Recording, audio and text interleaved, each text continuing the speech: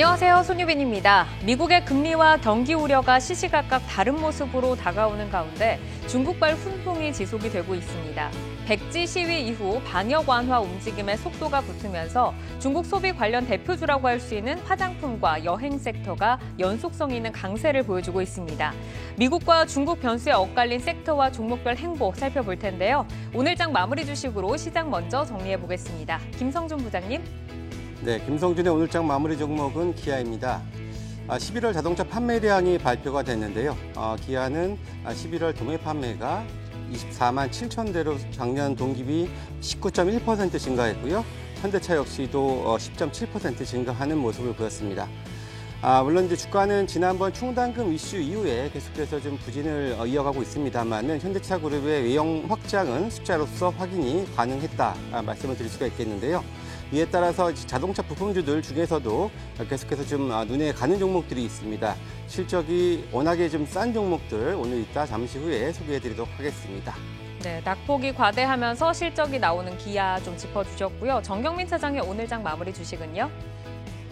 네, 정경민의 오늘장 마무리 주식은 휴젤입니다. 지난주 세 곳의 소형사의 보tulium 톡신에 대한 그 품목 취소 소식이 있었죠. 이에 따라서 기존 업체들에 대한 반사이익 그리고 최근에 계속해서 연속성을 보이고 있는 리오프닝 관련된 뷰티 미용 섹터의 전반적인 투자 심리가 살아나는 모양새입니다. 향후 좀 지수는 좀 지루할 수는 있겠어요. 이런 틈새 종목들을 이용한 그런 매매가 좀 유효할 걸로 좀 보이고요. 오늘도 이런 컨셉 종목들 위주로 알아보도록 하겠습니다. 네, 보툴리늄 톡신의 대장이라고 할 수 있는 휴젤을 짚어주셨는데 최근 미용 의료기기가 연말 성수기에 접어들었고 11월 수출액도 증가했다는 좋은 소식이 전반적으로 들리고 있습니다. 틈새 종목군으로 부각되는 테마들도 연말에 좀 주목을 해보셔야겠고요. 마지막으로 조윤석 팀장의 오늘장 마무리 주식 만나보겠습니다. 네, 조윤석의 오늘장 마무리 주식은 코스맥스입니다. 중국의 리오프닝 기대감이 굉장히 핫한 지금 시장입니다. 그 핫한 시장, 화장품주가 가장 대표적이라고 볼 수 있는데요. 화장품주에서도 옥석을 좀 가려야 되는 상황이 온 것 같습니다. 실질적으로 중국 리오프닝 화장품 매출이 올라갈 수 있는 종목은 ODM 산업을 영위하고 있는 이런 코스맥스류의 기업이라고 판단하고 있습니다. 계속적으로 화장품주의 자세한 사항도 말씀드리도록 하겠습니다. 네, 기아와 휴젤 그리고 코스맥스까지 오늘장 정리를 해봤습니다. 다양한 종목들의 이슈와 기술적 분석을 통해서 여러분과 내일을 함께 열어갈 종목들 지금부터 만나보겠습니다.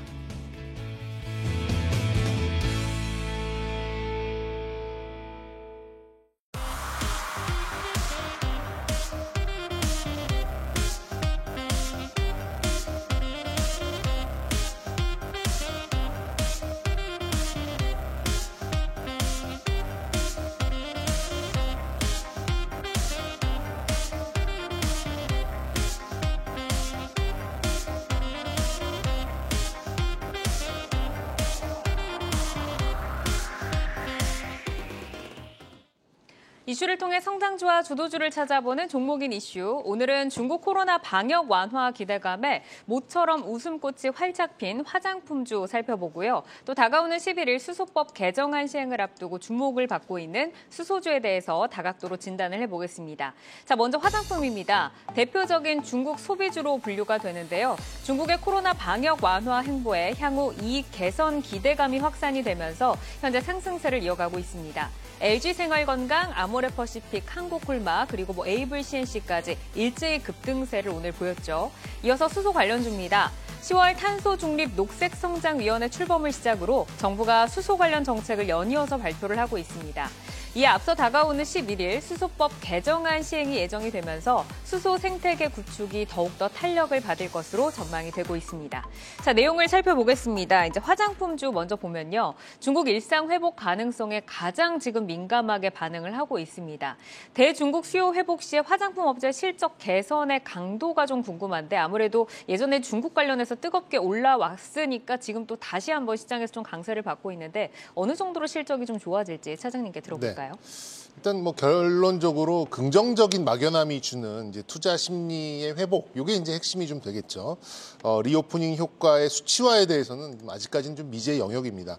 2년 이상의 이제 긴 그런 에너지의 응축이 좀 있었기 때문에 여기에 따른 좀 반발적인 그런 회복, 그리고 최근에 이제 수치적으로 볼 수 있는 부분은 역시 공매도 부분이에요. 공매도가 경우가 많게는 5% 이상 비중이 좀 줄어든 그런 기업들도 좀 늘어나고 있어서 일단 지금은 기술적인 움직임이 상당히 중요한 시기다. 뭐 펀더멘탈보다 기술적인 움직임이 훨씬 중요하다. 이렇게 먼저 말씀드릴 수 있겠고요. 코로나 발생 이전에도 이제 대중국 화장품에 대한 실적은 다소 하향 추세였습니다. 그 전에 뭐 사드 배치 이후에 대중 소비 관련 이런 종목들의 이런 투자 심리 센티멘트는 지속적인 후퇴 그리고 하향 그 이후에 횡보하는 그런 구간이었기 때문에 단편적으로 지금 현재 이슈만을 가지고 뭐 코로나 이전 수준 아니면 뭐 사드 이전 어떤 수준 그러니까 예전에 어떤 시점으로 특정하기는 상당히 좀 어려운 그런 상황이 아닌가 좀 싶고요. 하지만 코로나를 비롯한 여러 요인을 통해서 이런 대형 화장품주 같은 경우는 중국 시장에 대한 그런 익스포저, 그러니까 매출 비중을 줄이기 위한 노력을 지속적으로 한 2, 3년간 좀 진행을 했었고 효율적인 비용 통제를 위해서 자체적인 구조 재편도 단행을 한 것으로 알고 있습니다. 이게 이제 상당 부분 좀 진행이 좀 됐기 때문에 일단 펀더멘탈을 추정하기 어려운 지금 이 시점에는 투자 심리를 좀 바라보고 그래도 좀 수치화가 좀 필요한 부분은 역시 회사에서 제시한 가이던스를 참고하는 방법이 저는 뭐 가장 좀 합리적이 아닐까 좀 생각이 들고요.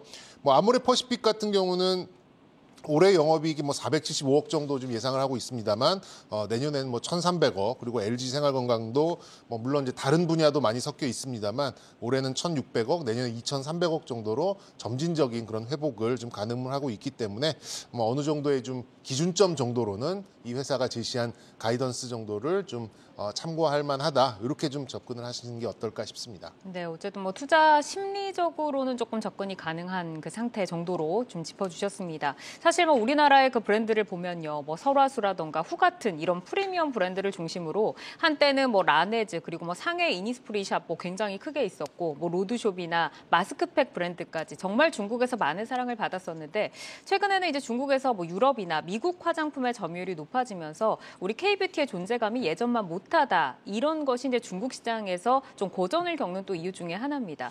우리가 이 부분을 좀 투자자의 시각으로 좀 봐야 될 것 같은데 팀장님 좀 어떻게 좀 보는 게 좋을까요? 네, 중국 소비 여력을 먼저 보셔야 될 것 같습니다. 중국의 뭐 상해나 베이징 같은 일선 도시들은 이미 1인당 한국 GDP를 넘어선 지 오래됐죠. 그러다 보니까 메스티지 브랜드보다는 최고가 브랜드를 선호하는 그런 문화들이 계속적으로 나타나고 있는 상황이고요. 그러다 보니까 국내 업체보다는 해외 유명 명품 브랜드들이 중국 시장에서 계속 선전하는 모습들을 보여왔습니다. 이런 것들이 시장에 영향을 미쳐서 우리나라의 설화수나 후 브랜드 같은 경우가 예전만한 브랜드력을 갖지 못하고 있는 상황에서 각 업체들은 로드샵이라든지 이런 비용들을 줄이기 위해서 중국 시장 내에서 구조조정이 지금 진행이 됐던 상황이죠. 그만큼 중국 소비 시장은 굉장히 고급 품목으로 넘어가고 있다라고 먼저 말씀드려야 될 것 같고요. 특히 우리나라 같은 경우가 프리미엄과 메스티지의 중간적인 역할을 하는 브랜드들이 참 많았었는데 이 브랜드들이 약세가 나타나게 되면서 상당 부분 힘들었던 모습이 나타났다고 보시면 될 것 같습니다. 이런 화장품 쪽에 크게 기초 화장품과 색조 화장품을 나눌 수가 있는데 이 구분이 상당히 좀 중요하다고 보고 있고요. 이런 기초 화장품 면에서는 여전히 해외 쪽의 명품 브랜드가 상당히 유리한 브랜드력을 갖고 있기 때문에 계속적으로 선전할 수 있다라고 먼저 보시면 될 것 같고 그 외에 색조 화장품 같은 경우가 유행에 굉장히 좀 민감하고요. 그리고 유행의 속도가 굉장히 좀 빠르기 때문에 그런 부분에서 한국 시장이 조금 선전할 수 있는 분야가 있다고 판단하고 있습니다. 이런 부분들을 보게 되면 결과적으로는 화장품 중에서는 좀 작은 종목들 그리고 큰 종목 중에서는 중국 화장품 업체에 직접적으로 납품이 가능한 ODM, OEM 업체들을 좀 주목하시게 되면 오히려 현재 브랜드를 갖고 있는 그런 전방의 업체들보다는 훨씬 더 좋은 성적이 나올 가능성이 크다고 말씀드리고 싶습니다.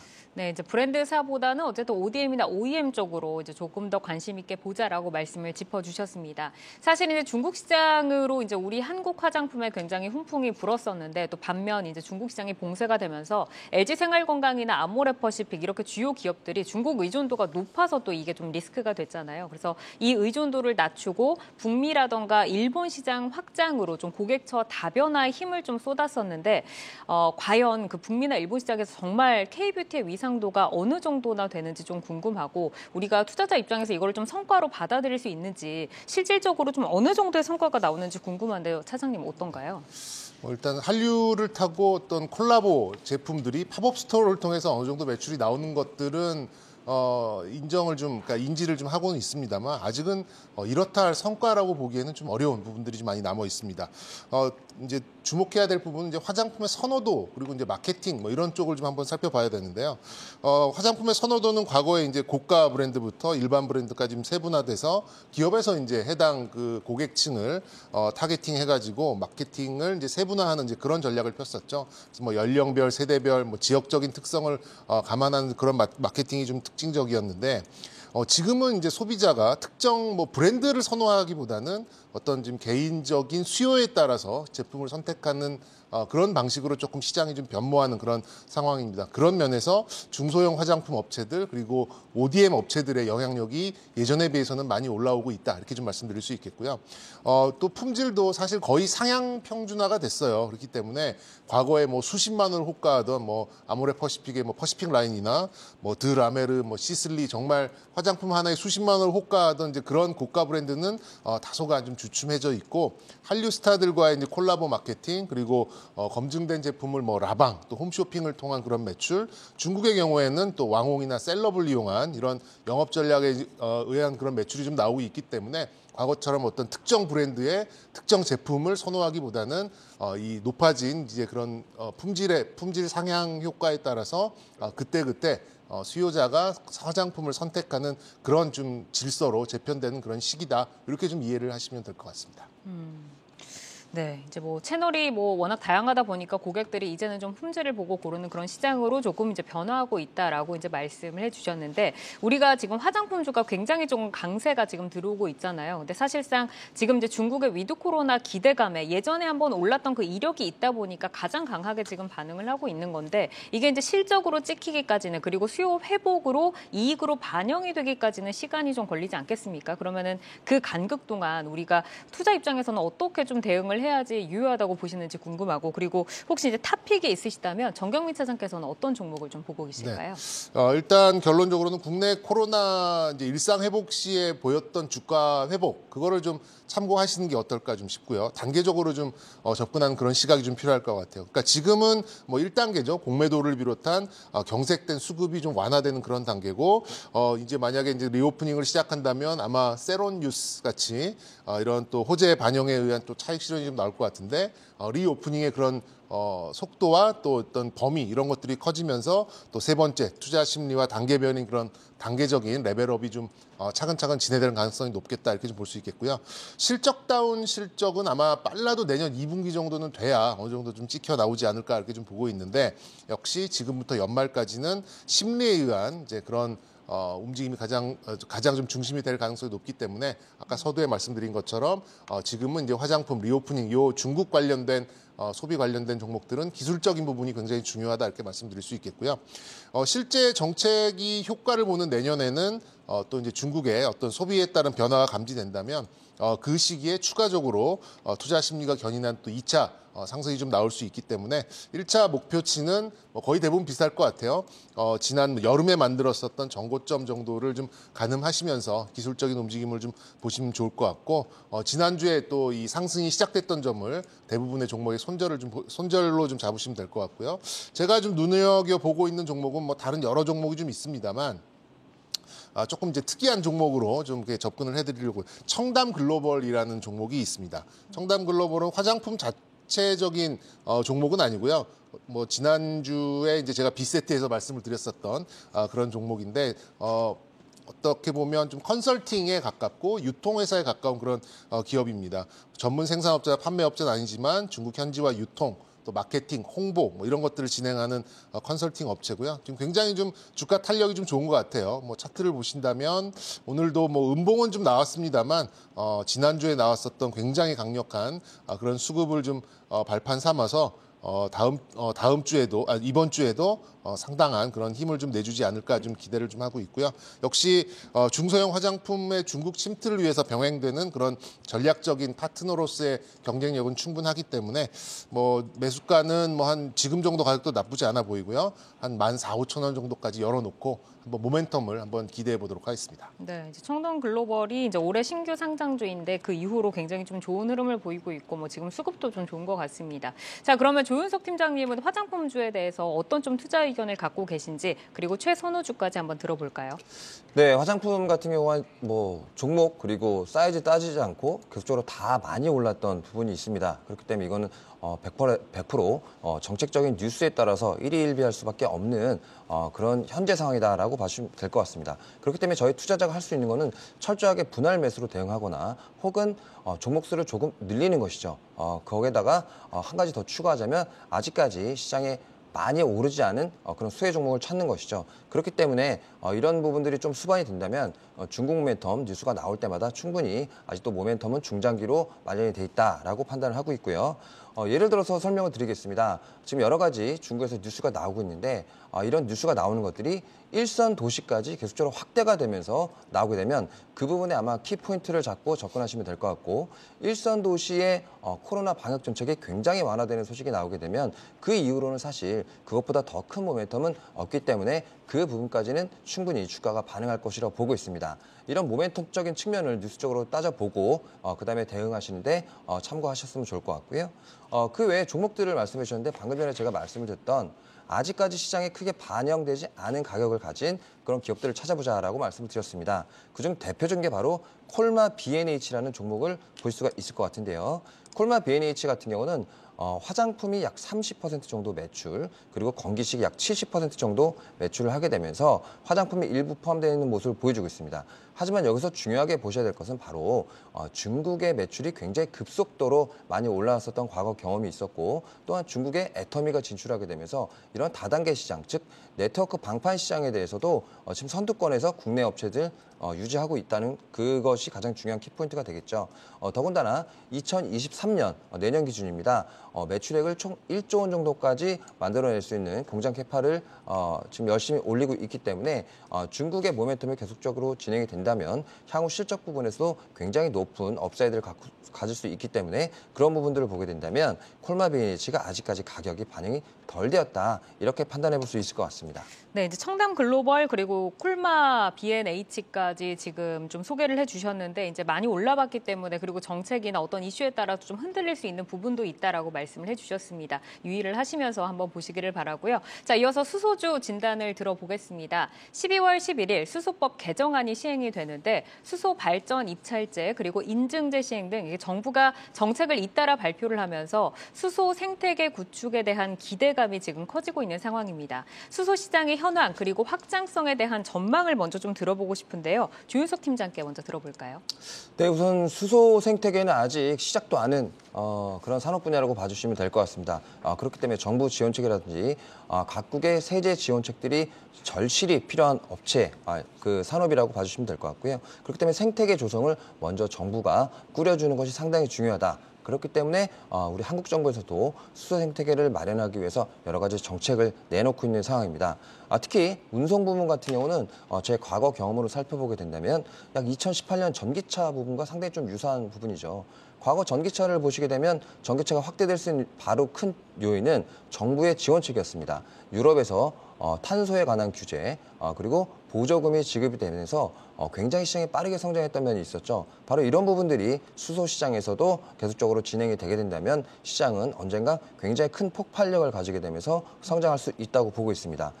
그에 따라서 확장성은 무궁무진하다라고 보시면 될 것 같고요. 결국은 수소 관련은 결국 에너지 관련이죠. 이 에너지 관련은 모든 산업에 다 쓰일 수 있기 때문에 확장성이 크다고 말씀을 드렸던 것이죠. 그래서 운송 부분도 상당히 좀 중요한 포인트지만 앞으로는 에너지 분야의 확장성이 더 클 것으로 보기 때문에 이 부분을 조금 더 집중하시는 것이 투자에는 조금 더 도움이 되지 않을까 생각하고 있습니다. 그러니까 전 세계가 지금 에너지의 필요성에 주목을 하고 있고 또 정책이 밀어주는 성장 산업은 분명하다라고 말씀을 주셨습니다.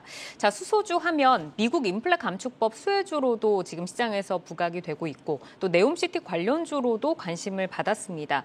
이런 이제 이슈들로 인해서 주가가 한 번씩 튀기는 하는데 실질적으로 수혜 연결고리는 어느 정도인지 좀 궁금합니다. 정경민 차장 어떻게 보실까요? 네, 뭐 이상과 현실이 제법 가까운 듯 싶으면서도 결코 좀 쉽게 가까워지기가 어려운 부분이 좀 수소의 영역이 아닌가 좀 싶고요.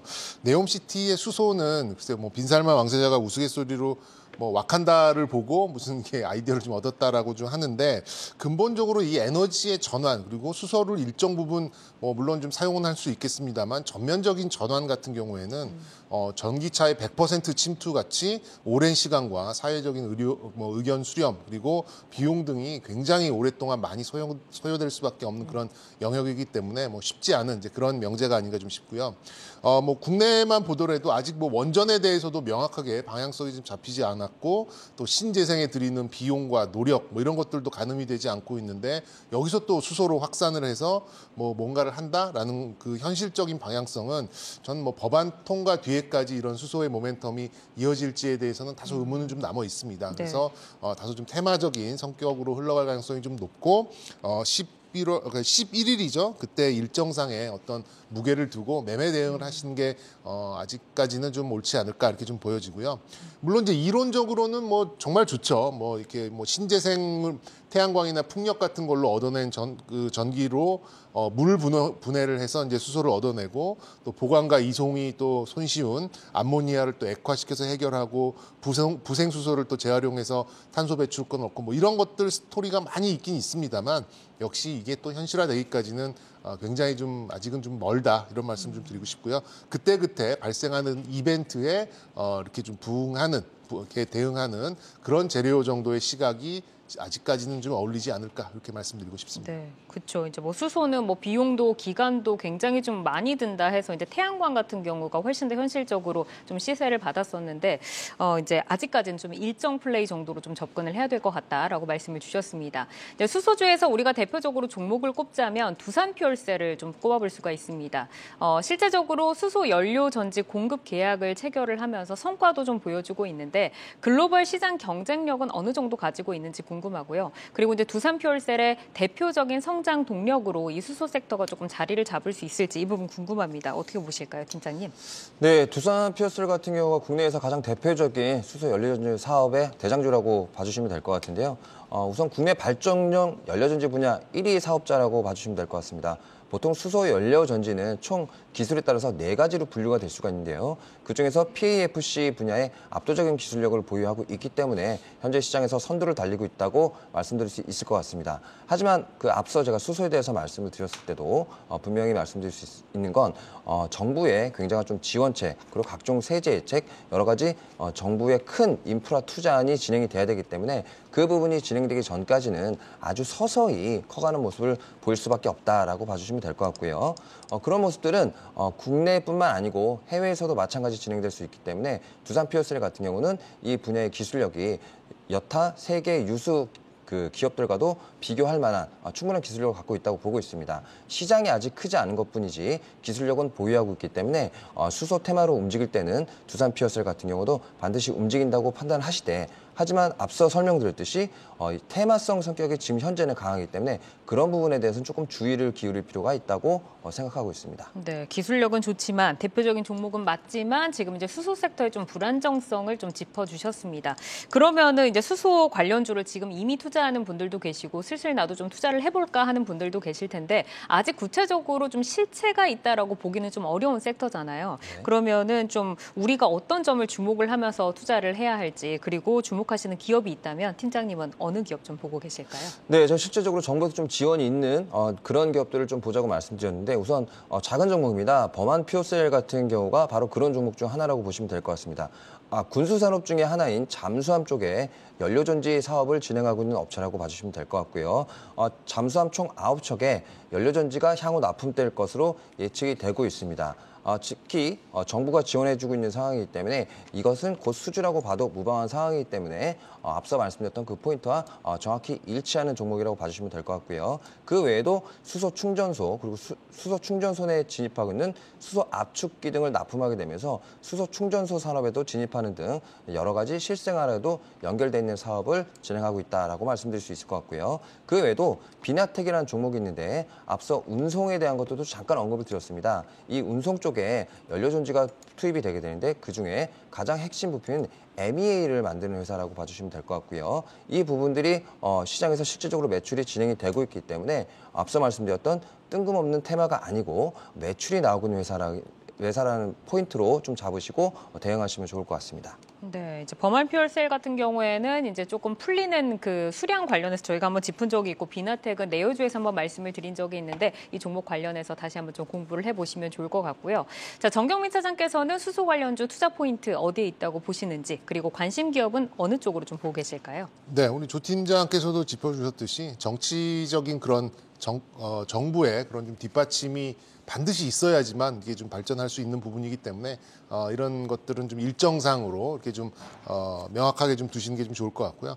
개인적으로는 이제 수소의 특성이 항공 모빌리티 쪽에는 굉장히 좀 잘 어울린다는 생각이에요. 뭐 가볍고 친환경이기도 하면서 지속력도 좀 높기 때문에 어떤 이제 뭐 UAM이나 또 수소 여객기 이런 쪽에서 이제 수소 연료전지를 이용한 그런 이제 수소의 이용 이런 것들이 굉장히 잘 어울리는 부분인데 아직 좀 태동 단계다 보니까 좀 한계는 좀 명확한 부분이 아닌가 좀 싶습니다. 말씀드렸듯이 이제 아직은 원전이나 신재생 쪽에 그런 정책들이 많이 좀 집중돼 있고 수소는 또 왜 그런지 모르지만 해외에서는 조금 적극성이 좀 떨어지는 부분이 좀 있어요. 그래서 우리가 기대하는 이제 스코어가 되는 현실적인 펀더멘탈은 아직까지는 좀 언급드리기가 좀 어려운 그런 부분이 많이 남아 있다. 그래서 이제 지금 시각으로는 한정적이다 이렇게 말씀드릴 수 있겠고요.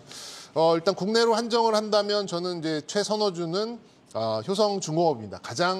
효성중공업이 가장 그래도 현실성 있는 그런 좀 사업을 좀 하고 있고요. 그리고 이제 뭐 밸브, 강관, 뭐 보관 탱크 사실 이런 것들은 뭐 로봇이라 그래서 인형 뽑기 같은 걸 뭐 로봇이라 그럴 수는 없잖아요. 그래서 그런 부분처럼 이제 확장을 하는 것보다는 현재 생산을 하고 있고 직접 그런 좀 인프라에 좀 나서고 있는 효성중공업 쪽을 조금 유심히 보시는 게 좀 좋지 않을까 싶습니다. 네, 알겠습니다. 자, 이슈를 통해 성장주와 주도주를 찾아보는 종목인 이슈, 중국 방역 완화 기대감에 가장 뜨거운 화장품주, 그리고 지속적으로 정책 지원으로 생태계 구축의 속도가 붙을 수 있는 수소주를 점검을 해봤습니다. 아무래도 이미 올라오는 부분도 있고요. 또 이익 가시화 사이에는 간극이 좀 있습니다. 탄력적으로 매매 전략 잘 세워서 대응을 하시기를 바라겠습니다.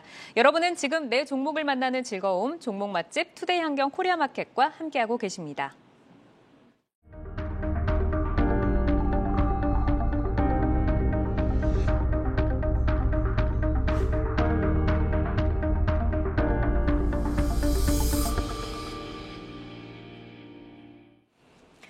주식창 조회수를 통해 투자자분들의 관심 종목 만나보는 조회수 업앤다운입니다. 오늘 올라온 종목들 보겠습니다.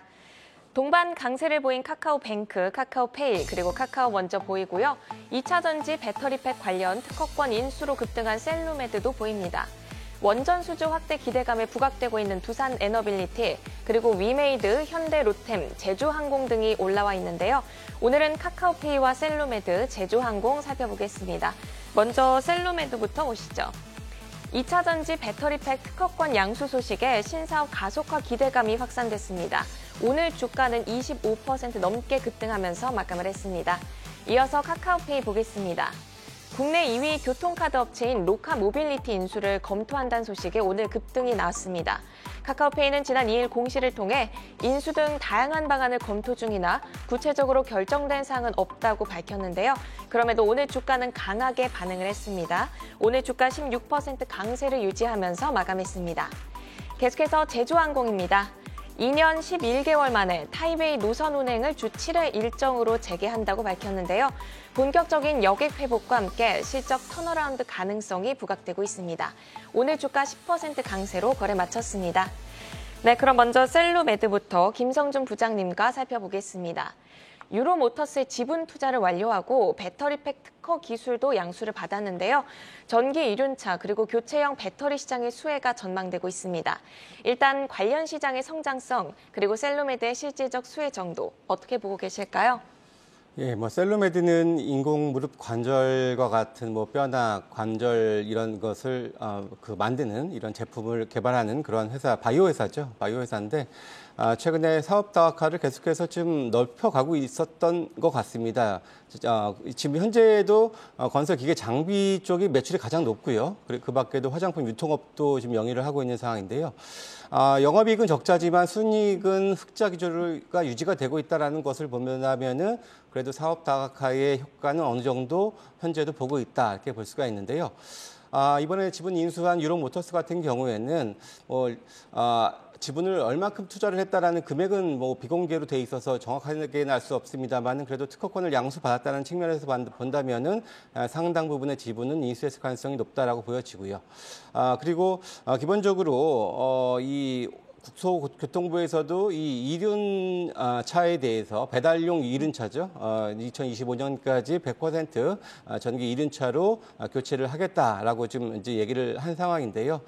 이 동사 이론모터스가 하고 있는 일 중에서 한 충전을 할 때 한 30분 정도 걸리는 것을 뭐 5분 이내로 빠르게 교체형 배터리로 교환을 하면서 편리성을 높일 수 있다라는 측면에서는 그래도 좀 기대가 될 수 있는 시장이라고 볼 수가 있습니다. 물론 이론모터스가 재무제표가 공개가 되지 않은 상황이어서 정확하게 이 규모를 측정하기는 어려운 상황이긴 합니다만 그래도 이제 포항시와 협업을 체결을 하겠고요.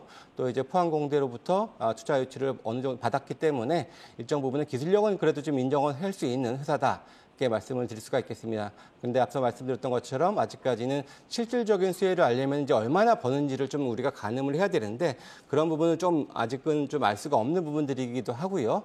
그 밖에도 여러 가지 또 2차 전지 사업을 하려고 합니다. 뭐 폐배터리 사업도 하려고 하고 있고 BMS와 같은 이러한 또 부분들도 계속해서 진출을 꾀하고 있는 이런 상황이어서 여러 가지 지금 일들을 좀 벌이고 있는데 이것들이 얼마나 좀 이제 결실을 맺을지는 조금 더 우리가 좀 관찰을 해봐야 되지 않겠나 말씀드릴 수 있겠습니다.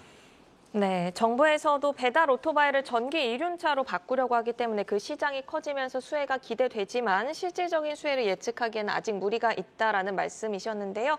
또 말씀 주신 것처럼 최근 전기차 부품 사업을 신사업으로 추가하면서 시장에서 꾸준한 관심을 받고 있습니다. 그럼 사업 다각화 측면에서 긍정적인 시각을 이어가도 될지 향후 주가 전망 어떻게 보실까요? 네, 일단은 사실 이 유로모터스뿐만 아니라 그전에도 라라클래식 모터스라는 회사와 업무 계약을 체결하면서 이제 전기차 개조하는 업체인데요.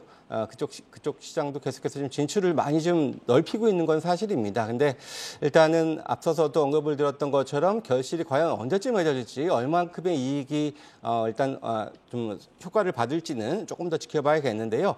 기술적으로는 소위 우리가 이제 세력주라고 좀 표현을 하죠. 차트상으로도 일정 부분 좀 그래도 기술적인 좀 끼는 좀 있어 보인다라는 말씀은 좀 드릴 수가 있을 것 같고요. 1차적으로는 6,700원대가 좀 매물대가 있습니다. 그래서 이것을 좀 돌파를 하게 된다면은 그래도 기술적으로는 한 9,000원까지는 한번 열어두고 봐도 되지 않겠나라고 보여지고요. 다만 일단은 기대감이 많이 좀 있는 그런 회사다 보니까 많은 양을 가지고 접근하기보다는 일정 부분 좀 작은 비중 정도로서만 대응을 하시는 것이 좋을 것 같다 말씀을 드리고요. 지지 가격은 5,120원 말씀드리도록 하겠습니다. 네, 기술적인 자리는 좋지만 6,700원대 매물대가 잘 뚫리는지 여부 잘 확인하시라는 말씀 주셨습니다. 그럼 이어서 카카오페이 보겠습니다. 로카 모빌리티 인수를 검토한다는 소식에 오늘 16% 강세를 보였는데요. 카카오페이 측은 현재 결정된 사항은 없다고 밝혔지만 시장에서는 호재로 작용하는 모습입니다. 먼저 로카 모빌리티, 어떤 강점을 보유한 회사인지 설명부터 들어볼까요? 예, 롯데카드 자회사입니다. 100% 자회사고요. 티머니에 의해서 국내 2위 교통카드 사업자로 보시면 되고요. 시장 점유율 대략 한 37%가량을 차지를 하고 있는 업체입니다. 작년에 그래도 흑자 전환에 성공을 했습니다. 영업이익이 178억이었고요. 순이익이 112억으로 일단 처음으로 흑자 전환에 성공을 하면서 일단 바로 좀 매물로 지금 좀 나온 그런 상황인데요. 지분 100%에 대략 한 3천억 정도 수준으로 지금 예정을 지금 하고 있는데, 근데 이 카카오페이뿐만 아니라 뭐 소카라든지 맥커리와 같은 다수의 인수 희망 후보자들도 있는 상황이기 때문에 아직까지는 성사 여부는 불투명하다 말씀을 드릴 수가 있겠습니다. 다만 인수가 성사됐다라고 가정을 해본다면은 그래도 충분한 시너지 효과를 기대할 수 있을 것으로 보여지는데요. 이 로카 모빌리티가 버스나 지하철, 뭐 기차와 같은 이런 육상 운송 수단에 이런 고객 데이터까지 어느 정도 확보를 하게 된다면은 이 빅데이터를 통한 사업 확장 가능성은 가지고 있어서 그래도 거기에 따른 시너지 효과는 기대를 해볼 만하다 말씀드릴 수 있겠습니다. 네, 그러면 카카오페이 주가를 한번 보겠습니다. 11월 초에 해외 사업 확장 소식 그리고 긴축 속도 조절 기대감에 탄력 있는 반등세를 보였는데요.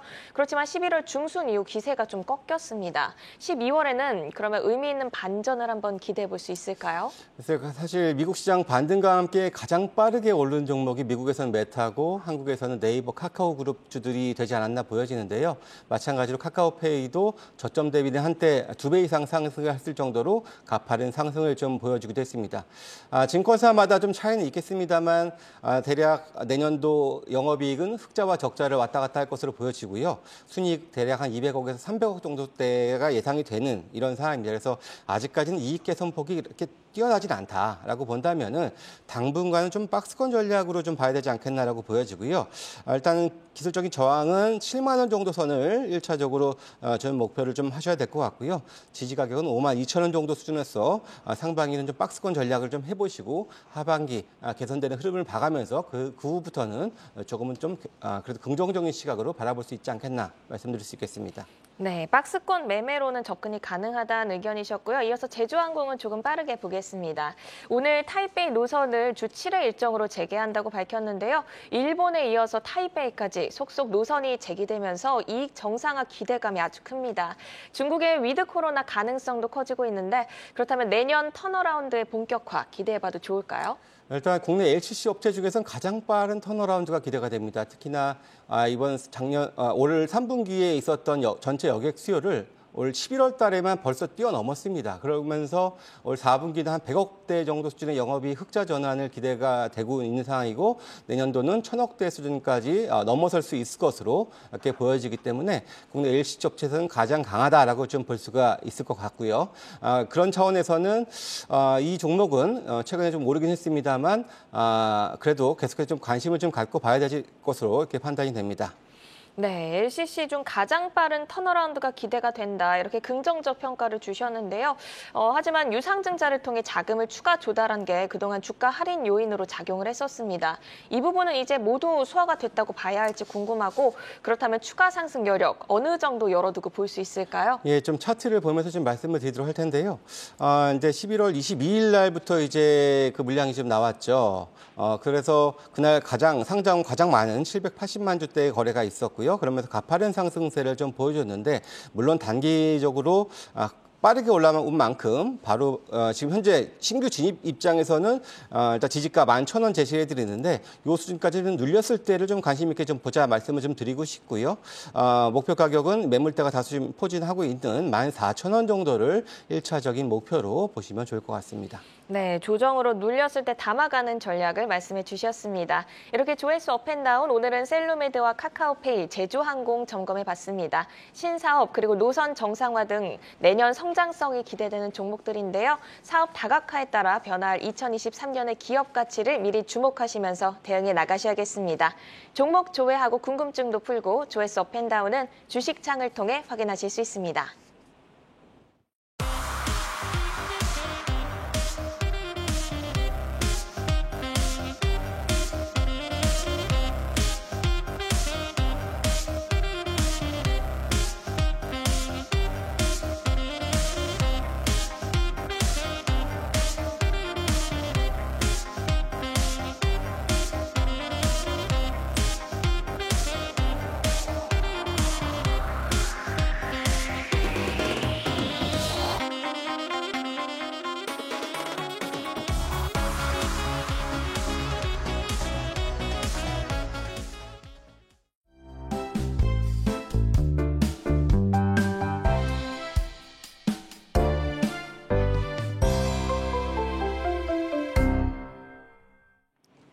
오늘 시장에서 울고 웃었던 다양한 종목 이슈들 만나봤습니다. 많은 종목들 가운데 내일을 여는 유망주는 어떤 종목이 될지 전문가 세 분이 가지고 오신 내여주 확인을 해보도록 하겠습니다. 자, 오늘 가지고 오신 종목은요. 김성준 부장의 화신, 정경민 차장이 신세계 인터내셔널, 그리고 조윤석 팀장이 FNF를 가지고 오셨습니다. 자, 이제 먼저 중국 시장에서 견조한 매출 성장세를 보이고 있는 데다가 또 패딩의 계절도 돌아왔고 이 FNF를 먼저 한번 좀 보도록 하겠습니다. 어떤 스토리에 좀 주목을 하고 계실까요? 네, 우선 FNF는 굉장히 잘하는 업체입니다. 중국 시장에서도 지금 총 매출액이 한 50% 가까울 정도로 큰 성장을 지금 보이고 있는 상황이고요. 대표적인 브랜드는 바로 MLB, 디스커버리 등 두 가지 브랜드를 대표적으로 들 수가 있을 것 같습니다. 특히 영업이익률이 30% 정도 차지하고 있는 건 굉장히 큰 함의를 갖고 있다고 봐주시면 될 것 같습니다. 아까 전에 말씀드린 잘하는 업체라는 것이 바로 여기서 증명이 되는 거고요. 의류업체에서 영업이익률 30%라는 건 약 두 가지 정도가 굉장히 잘한다라고 보시면 될 것 같은데, 하나는 바로 재고 관리입니다. 이 재고 관리가 되지 않게 되면 의류 쪽 그 업체들은 상당히 힘든 운전 자본의 부담을 느끼게 됩니다. 이런 부분들이 상당히 해소가 잘 되고 있는 모습을 보여준다고 보시면 될 것 같고요. 또한 영업이익률 30%라는 건 브랜드가 그만큼 탁월하기 때문에 시장에 그런 마켓 타이밍이라든지 여러 가지 기획력이 매우 우수하다는 것을 뜻합니다. 그래서 이런 영업이익률 30%라는 거는 F&F가 중국 시장에서 계속 잘할 수 있을 것이라는 것을 판단해 줄 수가 있을 것 같고요. 직전 2년 동안에도 중국 시장 매출이 약 70%씩 상승할 정도로 굉장히 중국 시장에 맞는 그런 전략을 선보였기 때문에 이제 리오프닝이 되게 되면서 여전히 F&F의 성장폭은 가속화될 것으로 판단하시면 될 것 같고요. 이런 목표들이 계속적으로 되게 된다면 각종 채널 등에서도 긍정적인 매출 효과들을 월 단위로 확인할 수가 있기 때문에 그것들 을 보시면서 충분히 여유 있게 투자가 가능한 종목으로 꼽아왔습니다. 네, 뭐 브랜드도 잘 나가고 영업이익도 좋은데다가 또 이제 뭐 면세점까지 열리면은 거기에서도 이제 매출이 좀 많이 나올 것 같은데, 최근에 좀 수급을 보니까 한 달 정도 동안 외국인의 수급이 계속해서 들어오고 있는데다가 오늘은 기관까지 가세를 했습니다. 그리고 오늘 뭐 한 6% 정도, 6.9% 상승을 하면서 거래를 마쳤는데, 그러면 가격 저희가 어디 정도까지 좀 봐도 될까요? 네, 우선 차트를 보시게 되면 좀 싸게 사는 건 좋긴 하겠지만 이미 중국 시장에 대한 기대감이 시장 내에서 굉장히 좀 강하기 때문에 쉽사리 밀릴 것으로 판단하고 있지 않습니다. 그렇기 때문에 오늘 종가인 16만 1,000원에서 16만 원 사이, 그러니까 즉 16만 원 근처에서 분할 매수하시면 충분히 적당한 가격이라고 봐주시면 될 것 같고요. F&F 같은 경우 그 전 고점을 보시게 되면 바로 이 수준까지 가게 되는 것이죠. 그래서 이 부분 이렇게 보시게 되면 거래량이 좀 상당히 좀 매집이 됐던 흔적이 있었습니다. 그래서 목표가는 약 18만 원 정도 우선 짧게 잡는 것이 좋다고 보고 있고요. 왜냐하면 많이 올랐기 때문에 그렇게 말씀을 드리도록 하겠습니다. 그리고 기계적으로 손절가는 약 10,000원에서 15,000원 정도 내리게 되면 말씀드리도록 하겠습니다. 네, 자, 이어서 이제 정경민 차장님이 가지고 오신 종목을 보도록 하겠습니다. 뭐 패션과 명품을 아우르는 신세계 인터내셔널 가지고 오셨는데, 뭐 거의 우리나라의 뭐 LVMH 정도로 좀 봐도 될까요? 역시 좀 중국 리오프닝 관점에서 좀 주목을 하시는지 성장 포인트 먼저 좀 들어보도록 하겠습니다. 네, 뭐 명품의 ETF 같은 이제 그렇게 다양한 좀 브랜드를 좀 가지고 있죠. 그러니까 신세계 그룹 내에 명품관 이렇게 인지를 하시면 될 것 같아요. 해외 명품 브랜드의 판권을 좀 확보하고 있고 국내외 유통 채널을 통해서 이제 기획 판매까지 하는 그런 기업이고요. 뭐 의류, 코스메틱, 뭐 화장품 거의 이제 이 전반을 좀 구성하는 그런 포트폴리오가 굉장히 강점인 기업입니다. 코로나에 따라서 좀 실적이 굉장히 많이 좀 하락을 했었고요. 근데 또 리오프닝에 따라서 좀 완화되는 모습을 좀 보였고, 실적에 따라서, 그러니까 코로나에 따라서 실적이 어떻게 변하는지를 진짜 몸소 이렇게 좀 보여주는 이제 그런 기업이 아닌가 이렇게 좀 보여지고 있고요. 좋은 선례가 될 수 있어서 오늘 좀 방송에 컨셉이 되고 있는 중국의 리오프닝하고 좀 잘 맞닿아 있다라는 생각이 들어서 좀 선정을 좀 해봤고요. 코로나 이전에는 아마 이제 그 중국에서 굉장히 히트를 쳤었죠. 비디비치라는 브랜드가 있습니다. 네. 중국에서 연간 2,000억이 넘는 정말 대히트를 쳤던 이제 그런 브랜드를 좀 가지고 있다 보니까 중국의 리오프닝, 거기에 또 대장으로 볼 수 있는 섹터가 화장품인데 거기에 좀 잘 해당이 되는 그런 부분이 좀 있고, 뭐 홈페이지 들어가 보시면은 한눈에 아실 수 있겠습니다만 뭐 알마니부터 셀린 같이, 그러니까 일일이 다 이렇게 열거하기도 어려울 정도로 많은 명품 브랜드의 판권을 좀 소유하고 있다 보니까 아무래도 이제 소비 둔화 때문에 약간 고민이 좀 될 수는 있겠습니다만, 오히려 또 명품은 아시다시피 뭐 오픈런은 하잖아요. 그러다 보니까 비탄력적인 그런 매출 하락 구조를 좀 보이고 있는 것도 저는 뭐 충분히 강점으로 좀 볼 수 있는 그런 부분으로 좀 볼 수가 있겠습니다. 실적이 나쁘지 않았어요. 근데 주가는 뭐 사상 지금 몇 년 동안에 최저치로 좀 떨어져 있는 상태죠. 3분기에 246억의 영업이익이 나왔고 누적적으로는 880억 정도의 영업이익이 나왔습니다. 그렇기 때문에 최소한의 어떤 눈높이는 이 세 분기 만에 다 좀 올렸지 않나. 특히 작년 1년 실적을 훨씬 뛰어넘는 실적을 3분기 만에 좀 뽑아냈기 때문에 역시 이제 리오프닝이란 이 정도의 효과다라는 걸 좀 보여주지 않았나 싶고요. 올해부터 사상 처음으로 1,000억대의 영업이익이 좀 예상이 되는 그런 상황이다 보니까 지금 시가총액이 한 9,500억 정도 되거든요. 그렇게 보면은 저는 시가총액 대비 굉장히 좀 저렴한 그런 밸류가 형성되어 있다. 이렇게 좀 실적적인 부분도 좀 짚어드릴 수 있을 것 같습니다. 네, 지금 뭐 자체 브랜드도 굉장히 잘 해나가고 있고 비디비치라는 화장품으로 중국 시장에 대한 기대치도 올릴 수 있는 데다가 지금 실적도 계속해서 좀 상승을 해나가고 있다라고 말씀을 주셨습니다. 자, 그러면 우리가 이제 가격 전략을 어디까지 좀 열고 봐도 될지 궁금한데 오늘 좀 강하게 상승이 나왔거든요. 차장님은 어느 정도까지 기대를 하세요? 역시 이제 중국 관련된 거는 이제 모멘텀이 나오면서 지금 상승이 나오니까 모멘텀을 보고 들어가는 게 저는 틀리지 않은 답이다라고 생각을 하고 있고요. 가장 제가 좀 좋아하는 게 이런 좀 차트로 보자면 이게 신뢰도 높은 하락 구간, 제가 굉장히 많이 강조하는 그런 부분이죠.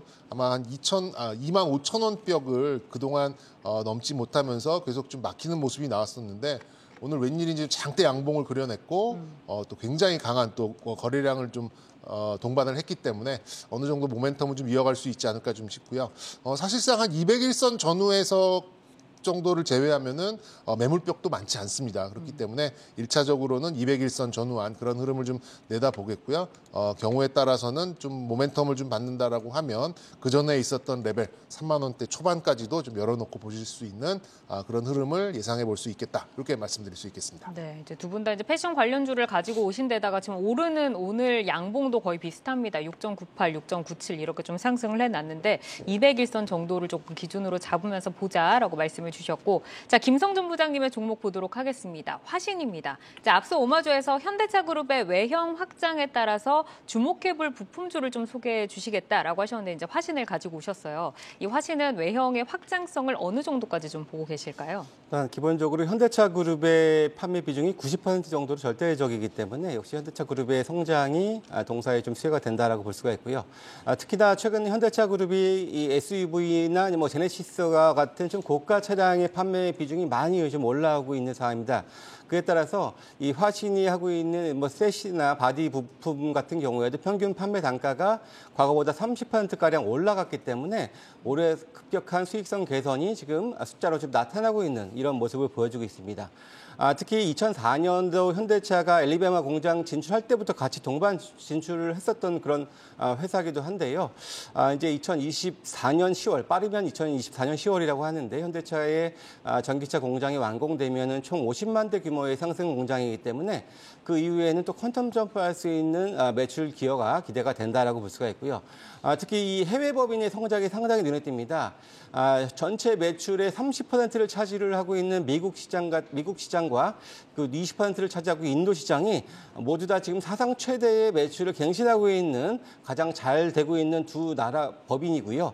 그 밖에도 브라질 성장하고 있고 뭐 중국을 제외하고는 대부분의 이런 법인들이 좀 고성장하고 있다라고 볼 수가 있겠습니다.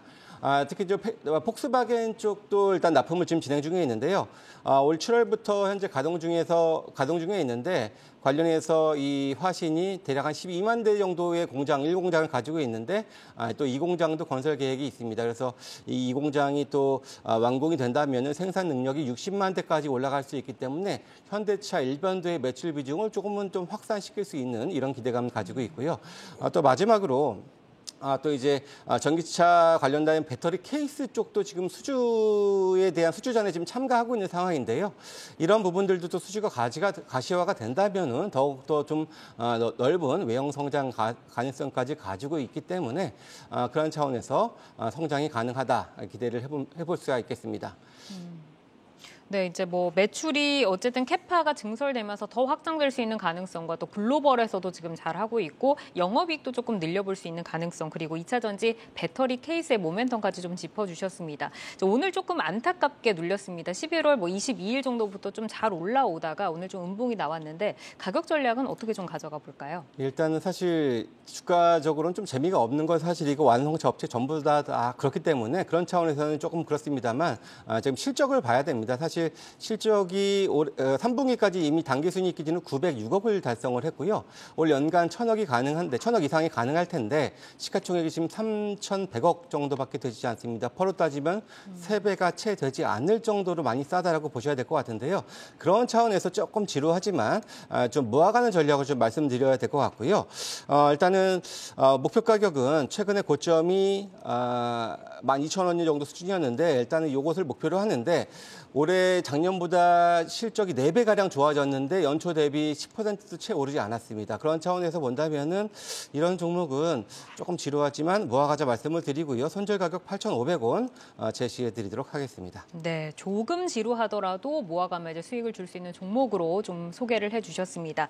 자, 저희 이제 내요주 종목 리뷰를 조금 듣고 가도록 하겠습니다. 짧게 좀 질문을 드려볼 텐데 조윤석 팀장께서 11월 21일에 DN 오토모티브를 소개를 해주셨어요. 그때 종가가 66,700원이고 현재 71,100원입니다. 계속 잘 올라오다가 오늘 조금 조정이 나오긴 했는데 지금 계속 가져갈까요? 아니면 어떻게 좀 해볼까요? 네, 우선 짧게 말씀드리니까 결론 먼저 내드리면요. 우선 가져가는 것을 추천드리도록 하겠습니다.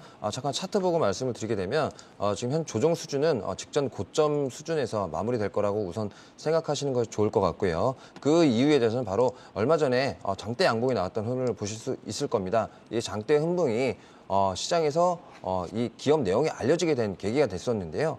무려 수주 잔고가 전년 대비해서 3배가 늘었다는 것이 알려지게 되면서 굉장히 좀 많이 올랐었고 지금 현재 수준으로도 실적 대비해서 매우 저평가라는 말을 다시 드릴 수 있기 때문에 이 주식은 계속적으로 홀딩해도 무방하다 이렇게 결론 내드리도록 하겠습니다. 네, 실적을 믿고 홀딩이라는 의견을 주셨고요. 정경미 사장님께 이제 또 리뷰 들어보겠습니다. 파마리서치 지난 12월 1일에 제시를 해주셨는데 오늘 3.6% 상승을 했습니다. 강하게 조금 올라와 준 것 같아요. 어떻게 좀 더 가져갈까요? 네, 뭐 지금 꺾을 이유는 없을 것 같아요. 뭐 차트를 보고 좀 말씀을 드리더라도 일단 뭐 가장 제가 그 목요일 날 말씀드릴 때도 이제 200일선 전으로 해가지고 좀 매물벽이 좀 크게 있다. 이 부분을 어떤 속도로 뚫고 나가느냐가 뭐 향후 수익률을 결정할 것이다. 이렇게 좀 말씀을 좀 드렸었는데 뭐 오늘 뭐 나쁘지 않은 수급이 좀 들어왔고 거래량도 상당히 좀 받쳐주는 이제 그런 모습이 좀 나왔습니다. 그렇기 때문에 아직까지 매물벽에 좀 진입을 하기 직전이기 때문에 만약에 이제 요 진입 이후에 어떻게 움직일지 정도는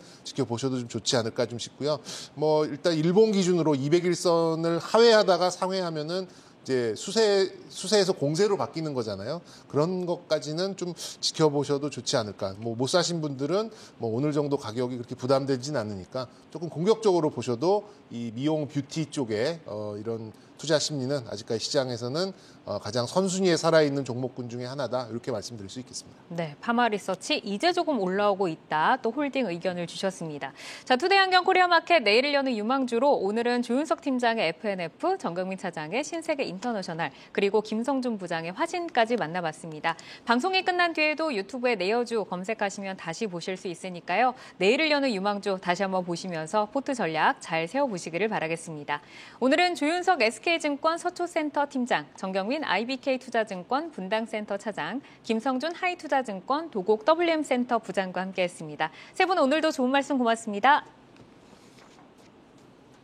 내 종목을 만나는 즐거움 종목 맛집 투데이 한경 코리아마켓 오늘 준비한 소식은 여기까지입니다. 저희는 내일 찾아오겠습니다. 고맙습니다.